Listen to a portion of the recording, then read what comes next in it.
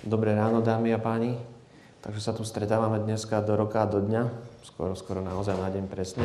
Pred rokom sme tu riešili kontrolný výkaz. Teraz si pozrieme niečo ohľadom účtovnej závierky a daňových aspektov k tejto problematike.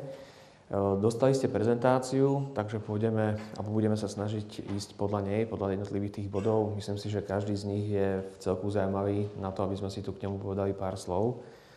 Platí stále to, čo sme si povedali aj minule, že tie otázky v podstate môžete klásť v priebehu seminára. Nemáme na pláne nejakú hodinu otázok a odpovedí, aj z dôvodu toho, že v podstate budem rád, keď sa tu rozprúdi taká diskusia medzi mnou a vami, aj medzi vami a vami.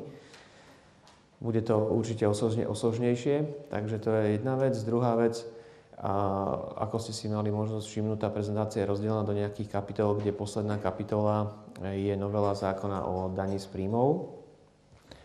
Je úplne účelovo daná na záver, a to z toho dôvodu, že určite už mnohí z vás boli na nejakých školeniach práve k tejto problematike, takže by sme si ju na záver naozaj prešli len v takých tých hrubých bodoch, ktoré tam sú, ktoré mňa osobne zaujali a na ktoré by som chcel dať špeciálne dôraz.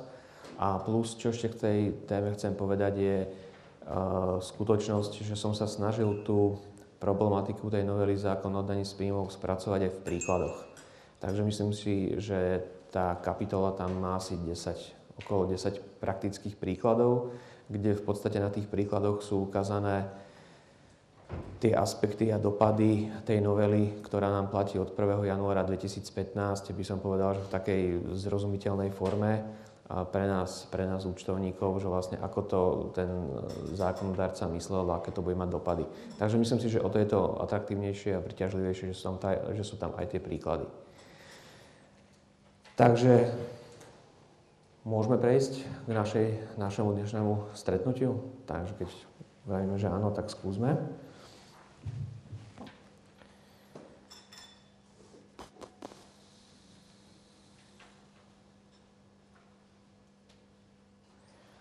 Takže skúsme prejsť k tomu bodu číslo 1, ktorým dneska začneme tú našu dnešnú prezentáciu, a to sú opravné položky.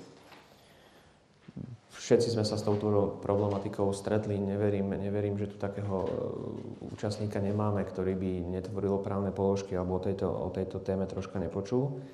Ja naozaj povieme si pár vecí, ktoré sú všeobecne známe zo znenia zákona. Povieme si pár vecí, s ktorými som sa ja stretol v rámci mojej praxe a môžeme si tu potom tie názory vymeniť a porozprávať sa o tom, ako to po prípade riešite vy. Takže prejdeme k tým opravným položkám. Opravné položky z pohľadu dnešnej prezentácie sú téma špeciálne k pohľadávkam, ale všetci vieme, že opravné položky sa tvoria aj k zásobám alebo k majetku. Len veľmi v rýchlosti poviem, že cez opravné položky znižujeme hodnotu majetku. To znamená, nikdy cez opravné položky nezvyšujeme nejaké ocenenie alebo nejakú hodnotu majetku. Je to zakázané zo znenia zákona o účtovníctve a postupov účtovania. Takže vlastne opravné položky nám majú zreálniť hodnotu majetku, tým pádom aj pohľadávok. A samozrejme, čo je dobré si povedať, je to, že to je dočasný rozdiel. A tým pádom nám tieto rozdiely idú aj do odloženej dane. Keď si prejdeme jednotlivé body, ktoré tu máme na tej našej dnešnej prezentácii, takže som povedal, budeme sa baviť špeciálne o opravných položkách pohľadávkam. A hneď ten prvý bod je veľmi dôležitý a veľmi zaujímavý. Opravná položka sa tvorí k pohľadávkam, najmä k pohľadávkam, pri ktorých je riziko, že ju dlžník úplne alebo čiastočne nezaplatí, a k spornej pohľadávke voči dlžníkovi, s ktorým sa vedie spor o jej uznanie. Ten náš zákon znie, pri ktorej je riziko, že ju dlžník úplne alebo čiastočne nezaplatí. A znova stretávame sa s prístupom správcu dane v tom, že nám spochybnil tvorbu opravných položiek, daňových opravných položiek. Lebo sa ma spýtal sa môjho klienta, že ako ste zistili, ako ste prišli na to riziko, že nezaplatí? Z akého dôvodu, akú informáciu máte? ten klient povedal, no tak neprišli mi peniaze na účet. To je chabá odpoveď na to, že by tam malo vzniknúť riziko. Možno nemá faktúru, možno zmenil účet, alebo... Takže došlo k situácii, kedy správca dane pri kontrole spochybnil tvorbu daňových opravných položiek, a to z toho dôvodu, že my ako daňovník sme v odzvukách neuniesli to dôkazné bremeno a nepreukázali sme, že naozaj vzniklo riziko, že nám ten náš odberateľ nezaplatí. A teraz sa dostávam prvýkrát, presne po 6 minútach, k výrazu interné smernice. A tento výraz tu budeme spomínať viacejkrát aj z dôvodu iných tém. A práve tie interné smernice a vaše interné nastavenie o tom, kedy treba poslať prvú pomienku, kedy poslať druhú pomienku, kedy to dávate právnikovi a tak ďalej, je presne ten, by som povedal, procesný postup, ktorým si vy určujete to riziko, o ktorom hovorí zákon, kedy môžete tvoriť daňové opravné položky.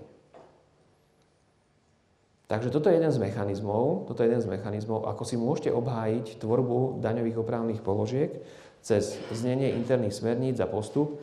A aj tie samotné interné smernice môžu niesť tú informáciu o tom, že už zaslaním prvej upomienky vzniká riziko, a preto tú upomienku samozrejme posielate, že vám ten váš odberateľ nezaplatí celú alebo časť tej pohľadávky. A toto je presne tá argumentačná rovina a to dôkazné bremeno, ktoré týmto spôsobom znesieme na to, aby sme tie daňové opravné položky, ktoré sme vytvorili, obhájili pred správcom dane. Musíme si povedať jednu základnú vec. Tvorba daňových opravných položiek je dobrovoľná. Ten zákon vám hovorí postup, ako ich máte tvoriť, ale vy ich tvoriť nemusíte. To si musíme povedať na úvod. A ešte možno na úvod treba povedať, že je rozdiel medzi účtovnými opravnými položkami a daňovými opravnými položkami. Jedny tvoríte podľa zákona o účtovníctve. Tie by som povedal, že tvoriť musíte, lebo účtovná závierka verne a pravdivo musí zobrazovať stav majetku a finančnú situáciu spoločnosti. Takže tie musíte tvoriť, či chcete alebo nechcete. Samozrejme, tvorba opravných položiek účtovných nie je daňovým výdavkom. A potom zákon hovorí o daní z príjmov, že máte možnosť tvoriť daňové opravné položky. On vám nehovorí o povinnosti. On vám dá len manuál na to, keď sa rozhodnete o tom, že budete tvoriť tieto opravné položky, ako máte postupovať. A znova sa dostávame k tomu interné smernice, ktoré budú hovoriť, kedy a za akého stavu vám vzniká riziko nezaplatenia, z ktorého vytvoríte daňovú opravnú položku a ako ju budete tvoriť. Takže toto si treba hneď povedať na úvod, že tá tvorba opravných položiek je z pohľadu toho zákona o daní z príjmov iná ako zo zákona o účtovníctve. K tým opravným položkám podľa zákona o daní z príjmov poviem len tú vec, že stretol som sa s otázkou, že môžem vytvoriť hneď 50% opravnej položky, keď som v tom prvom roku alebo po tej prvej podmienke nevytvoril alebo zabudol som vytvoriť tých 20? Samozrejme, môžete. Nič tým neporušíte. Žiadny zákon tým nie je porušený. Vy ste sa v tom prvom období, kedy ste mohli tvoriť 20%, rozhodli alebo zabudli, to už je jedno, nevytvorili. Keď sa dostanete do tej druhej kategórie, kde môžete tvoriť tých 50%, máte na to zákonný nárok, môžete ho vytvoriť. Nech sa páči. To znamená, že nemusíte ani dodržať tých 20, 50 alebo 100. Kľudne môžete prejsť na tých 50, ak máte na to podľa zákona nárok, alebo môžete prejsť hneď na tých 100, ak máte podľa toho zákona na to nárok. To znamená, že môžete to aj týmto spôsobom riešiť. Dokonca je situácia v tvorbe opravných položiek natoľko, by som povedal, že voľná, kde je napísané, že vlastne pri opravných položkách alebo pri pohľadávkach k odberateľovi, ktorý padol do konkurzu alebo do reštrukturalizácie, taktiež tvoríte opravnú položku v celej výške. Samozrejme, musíte byť prihlásení. Sú ale klienti, ktorí povedali, ja sa nechcem prihlásiť do reštrukturalizácie, napríklad, lebo počkám, lebo tá reštrukturalizácia je proces, ktorý musí mať nejaký záver. Ten záver môže byť, že tá spoločnosť prejde do riadneho chodu a bude pokračovať v ďalej činnosti. Môže byť ten záver taký, že tá spoločnosť padne do konkurzu, čo je ďalší v podstate režim pri tomto konaní.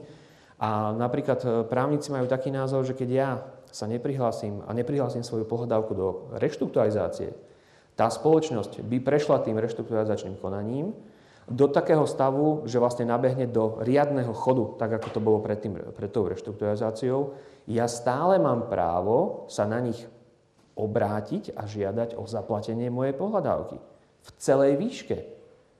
To znamená, môžem kalkulovať s tým, že ak ja mám pohľadávku, ktorá je k spoločnosti, ktorá padla do reštrukturalizácie a poviem, že sa nechcem prihlásiť, lebo mám takú informáciu alebo takú predstavu, že dosiahnem z tej reštrukturalizácie iba 10% svojej pohľadávky, tak si poviem, neprihlásim ju tam, počkám si a zariskujem teraz do ukončenia reštrukturalizácie, lebo predpokladám, že tá reštrukturalizácia skončí správne alebo skončí úspešne a tá firma bude ďalej pokračovať vo svojej činnosti a vtedy si uplatním svoju pohľadávku, ale v celkovej 100% výške. Toto je právny názor, ktorý hovorí o tom, že vlastne o tú pohľadávku vy nemôžete prísť, len za to, že ste sa neprihlásili do tej reštrukturalizácie. Takže z tohto vychádzame aj pri tej tvorbe tých oprávnych položiek. Takže je to téma, ktorá je z mnohých častí ešte troška neprebádaná a je to aj otázka nejakého právneho názoru na to. Samozrejme, my to nazývame, že osobná odvaha daňovníka. Že do akej miery chcete zariskovať a neprihlásiť sa do tej reštrukturalizácie, alebo sa do nej prihlásiť a potom už len strpieť rozhodnutie, do akej miery a koľko vám bude vyplatené v rámci toho reštrukturalizačného konania. Takže toto ako ďalšia taká informácia k tým oprávnym položkám a ich spochybneniu, ich samotnému spochybneniu správcom dane pri kontrole. Lebo sme si povedali, že sú tvorené dobrovoľne. Ak je oprávna položka k pohľadávke v účtovníctve vyššia, než je táto oprávna položka uznaná na daňové účely, je dôvodom pre vznik dočasného rozdielu a má za následok vykázanie odloženej daňovej pohľadávky. To sme si pred chvíľkou povedali. Pozor na rozdiel medzi účtovnými a daňovými opravnými položkami, to sme si taktiež povedali. Daňové opravné položky sú dobrovoľné. Takže toto sme sa nám zopakovali, to, čo tu máme napísané pri tomto slajde. A povedať si treba ďalšiu, myslím si, že v celku zaujímavú vec aj z pohľadu účtovníctva, že náš zákon hovorí o tom, že opravné položky posudzujete a tvoríte ku dňu zostavenia účtovnej závierky. To nám hovorí zákon. Ale vy pre svoje interné účely, pre svoje interné výkazníctvo alebo len pre vašu internú informovanosť môžete tvoriť opravné položky aj priebežne. Môžete ich tvoriť štvrťročne, môžete ich prehodnocovať, môžete ich rozpúšťať štvrťročne. Len zákon hovorí, že k tej účtovnej závierke, k tomu, o čom sa budeme aj dneska baviť, je to, že vám káže vytvoriť a posúdiť tie opravné položky práve ku dňu zostavenia účtovnej závierky. A ako sme si už povedali, je tu tá opodstatnenosť účtovania tvorby opravnej položky a trvania opodstatnenosti existencie a sumy už vytvorenej opravnej položky k majetku. To súvisí práve s tým, že ja sa mám ku svojmu majetku správať ako riadny hospodár a kontrolovať, či o ten svoj majetok neprichádzam. To znamená, ak mám niekde pohľadávky v nejakej výške, tak by som ich mal zase s odvolaním sa na tie interné smernice, na ten interný postup upomínať, vymáhať a ten interný postup by mal hovoriť. Ak nikto nereaguje na tretiu upomienku, nemám nejakú spätnú reakciu, vracia sa mi pošta, že už neexistuje adresa alebo niečo, tak proste idem to dať právnikovi a bude to riešiť právnik. Možno cez nejakého exekútora, možno cez nejaké ďalšie konanie. A to je to, že sa správam k tomu svoju majetku s postojom riadneho hospodára a musím aj tie opravné položky potom takýmto spôsobom, ak mi niekto zaplatí, samozrejme rozpúšťať, ak mi padne do ďalšej roviny možnosti tvorby opravnej položky, tak tvorbu opravných položiek zvýšim. To znamená, že sledujem opodstatnenosť a výšku samotnej tvorby opravnej položky. Aj ako z pohľadu zákona o účtovníctve, tak aj z pohľadu zákona o daní z príjmov. Táto podmienka platí paralelne aj pre jeden zákon, aj pre druhý zákon.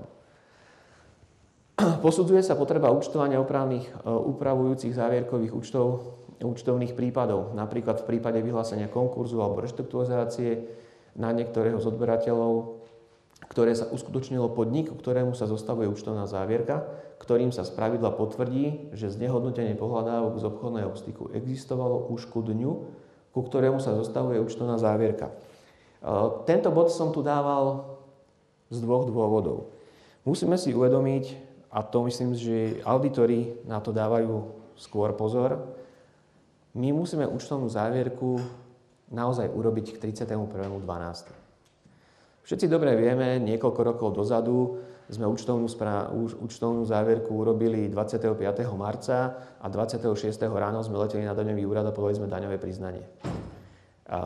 Takto sa to niekde ešte stále robí, ale nie je to správny postup.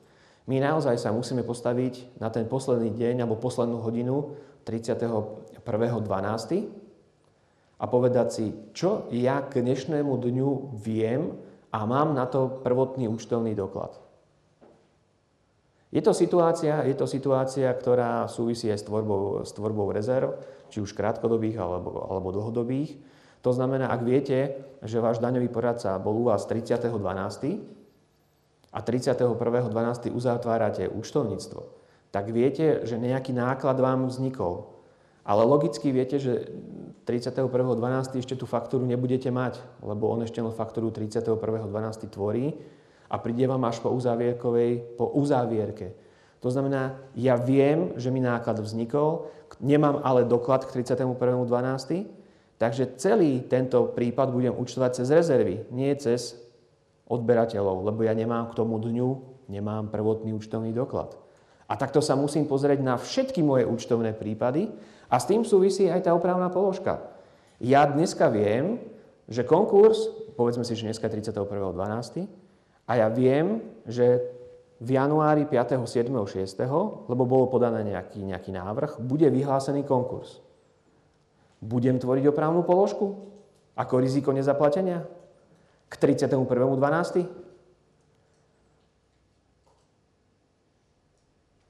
Otázka. Tu sa hovorí, ktoré sa uskutočnilo po dni, ku ktorému sa zostavuje účtovná závierka, ktorým sa spravidla potvrdí, že znehodnotenie pohľadávok z obchodného styku existovalo už ku dňu, ku ktorému sa zostavuje účtovná závierka. Takže aká je odpoveď? Ako by ste postupovali? Asi tvoriť. Tuto prevláda asi tvoriť. Tuto som, až k dverám som videl, že asi netvoriť. Takže ako? Čo myslíte? Čo je správne? Áno, správne je tvoriť. Pravdivý a verný obraz. Musíme si povedať, že od 1.1.2012 práve na tie základné zásady účtovníctva je kladený, by som povedal, že veľký dôraz z pohľadu sankcií správcu dane, ktoré vám môže udeliť pri kontrole vášho účtovníctva, tak ako je napríklad zásada bilančnej kontinuity. To znamená, tak ako k 31.12. účty uzavriem, tak k 1.1. ich musím aj v takom istom objeme alebo v takej istej hodnote aj otvoriť. Sami dobre vieme, že nám sa zvýšila pokuta za neuzavretie účtovných kníh. Čím sa uzatvárajú účtovné knihy?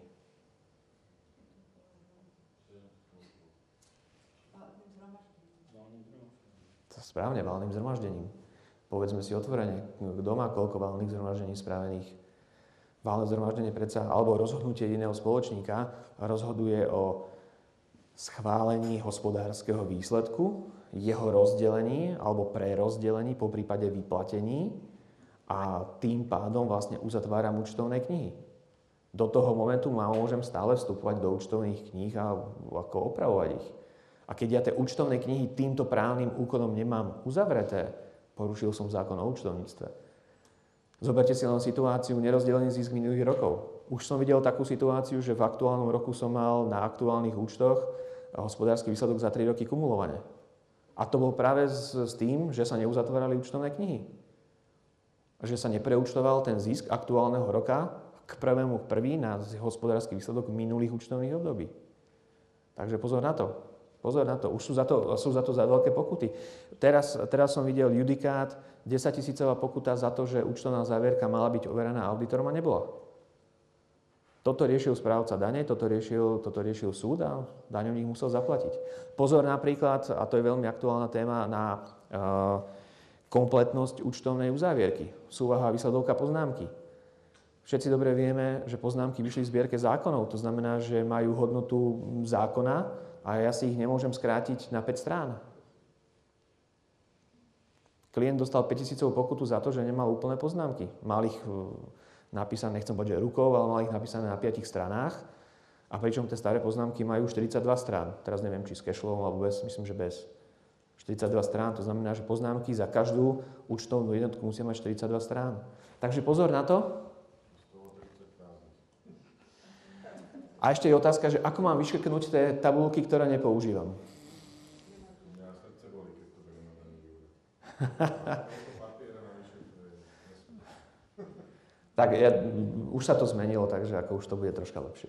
Takže pozor, aj toto treba brať do úvahy pri tom naozaj, že sa ja postavím dneska k 31.12. a uzatváram to účtovníctvo v tom stave, v akom je k tomu dátumu a s tými informáciami, ktoré mám. Aj tie poznámky obsahujú na konci formu prehlásenia, že obsahujú všetky informácie, o ktorých som vedel a tak ďalej a tak ďalej. Takže to s tým naozaj súvisí. Takže 31.12. a tá naša legislatíva je naozaj tak nastavená, že ja mám na to nástroje, aby som tie informácie, ktoré mám k 31.12., ale nemám k ním nejaký prvotný účtovný doklad, ktorým by som to zaúčtoval, hovorí postup, ako sa mám s tým vysporiadať. Takže to sú hlavne tie rezervy, o ktorých sa budeme tiež dneska troška baviť. Takže, toto sme si prešli. Túto situáciu, tvorba opravných položiek, zúčtovanie opravnej položky, vyradenie pohľadávky z účtovníctva. Tu sú nejaké také účtovné prípady, ktoré nemusíme nejakým spôsobom moc komentovať.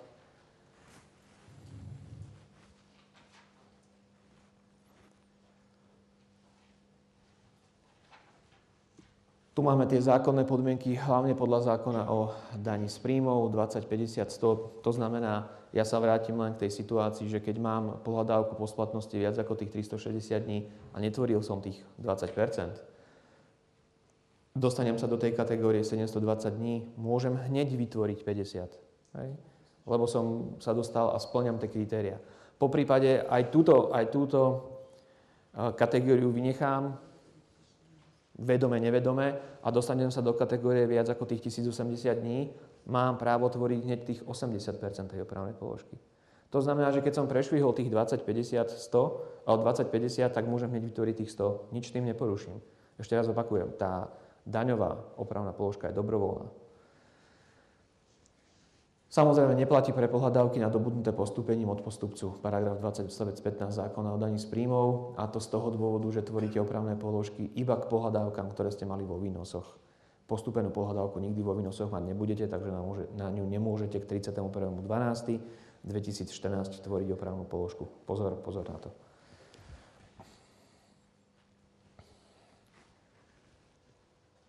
Tu je odpis pohľadávky. Zase si musíme povedať, že ten odpis pohľadávky súvisí s tým, ako sa vytvárala opravná položka k tejto pohľadávke.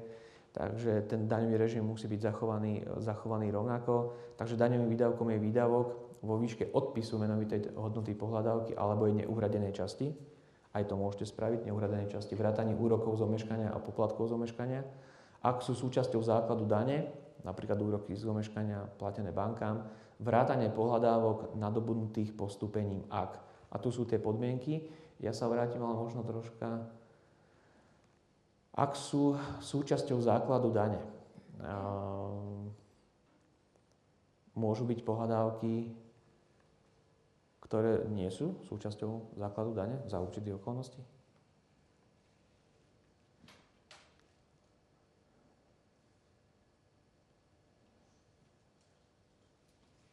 Tam vzadu sa kýva, že áno, tu sa tiež kýva, že áno, tu sa čo kýva. A teraz, keď sa kýva áno, čo to môže byť? Pokuty? Zmluvné? Čo to ešte môže byť? Takže môžu byť pohľadávky, ktoré nie sú súčasťou základu dane. Takže pozor na to, na tú podmienku, sú súčasťou základu dane. Keď sa budeme venovať tým ďalším podmienkam, súd zamietol návrh na vyhlásenie konkurzu pre nedostatok majetku alebo zastavil konkurzné konanie. súd zrušil konkurs z dôvodu, že majetok dlžníka nepostačuje na úhradu a tak ďalej a tak ďalej. Doporučujem praktická vec. Všade sa v zákone hovorí súd. To znamená, keď sa ja dostanem do praktickej situácie, že mám pohľadávku, kde sa dostanem cez moje interné smernice k prvej upomienke, k druhej, k tretej, návrhu na vyrovnanie, dám to právnikovi, právnik to pošle exekútorovi, ja sa dostanem k exekútorovi a exekútor mi napíše papier. Ja ťa zdravím, ale nemôžem ďalej pokračovať v tomto konaní, lebo ten tvoj odberateľ nemá žiadny majetok, rozdelil si BSM-ko, ja neviem, je v nemocnici chorý a tak ďalej a tak ďalej. Dostanem takýto papier od toho exekútora.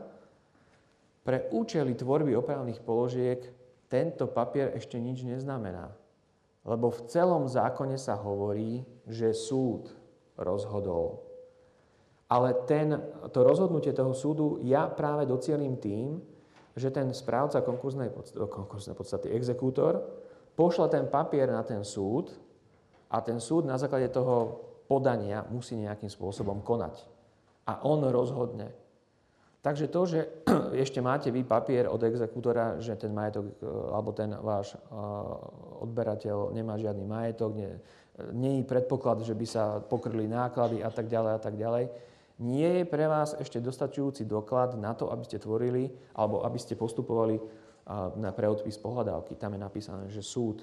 To znamená, vy musíte informovať súd o tomto konaní, exekútor musí poslať takéto podanie na ten súd a ten súd mu na to odpovie a rozhodnutím práve z tohto dôvodu a potom môžete pohľadávky odpisovať. Takže treba pozor na to, súd rozhodol. Nie exekútor alebo niekto iný. Dokonca ani konateľ nemôže rozhodnúť. Tam je napísané naozaj, že súd rozhodol. Takže pozor na ten procesný postup. Keď sa posunieme ďalej, súd zrušil konkurs z dôvodu, že majetok úplatcu nepostačuje.